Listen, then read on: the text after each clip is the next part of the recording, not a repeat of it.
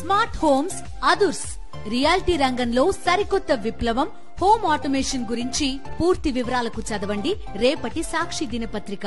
కర్ణాటక రాజకీయాల్లో కలకలం రేపిన మైసూరు నగర అభివృద్ధి సంస్థ ముడా స్కామ్ కేసులో కాసేపట్లో హైకోర్టు తీర్పు ఇవ్వనుంది. జస్టిస్ నాగప్రసన్న తీర్పు వెలువరించనున్నారు. సీఎం సిద్ధరామయ్య రాజకీయ భవిష్యత్తుతో ముడిపడిన వ్యవహారం కావడంతో రాష్ట్ర వ్యాప్తంగా దీనిపై తీవ్ర ఉత్కంఠ నెలకొంది. ముడా స్కామ్ కేసులో తనను విచారించేందుకు అనుమతి ఇస్తూ గవర్నర్ ధావర్చంద్ గెహ్లాట్ ఇచ్చిన ఆదేశాలను హైకోర్టు సవాల్ చేశారు సిద్ధరామయ్య.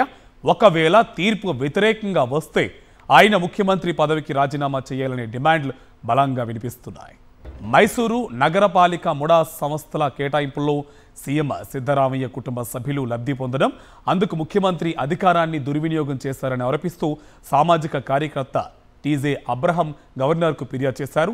దీని ఆధారంగా ఆగస్టు 16న ముఖ్యమంత్రిని విచారించేందుకు అనుమతిచ్చారు కర్ణాటక గవర్నర్.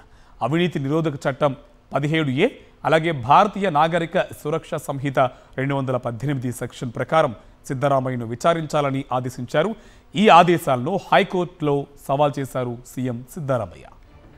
45 ఏళ్ల సుదీర్ఘ రాజకీయ జీవితంలో అవినీతి మరక అంటలేదని చెప్పుకునే ముఖ్యమంత్రి సిద్ధరామయ్య భవిష్యత్తుకు హైకోర్టు తీర్పు అత్యంత కీలకం కానుంది. ఈ తీర్పుపైనే ప్రభుత్వ మనుగడ కూడా ఆధారపడి ఉంది.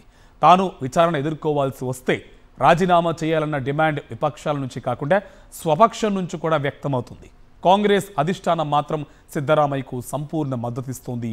గవర్నర్ వ్యవస్థను అడ్డుపెట్టుకుని ప్రజలెన్నుకున్న ప్రభుత్వాలను ఇబ్బంది పెట్టేందుకు బీజేపీ చేసిన కుట్రగా వాదిస్తుంది కాంగ్రెస్. ఈ క్రమంలో కర్ణాటక హైకోర్టు తీర్పుపై తీవ్ర ఉత్కంఠ నెలకొంది.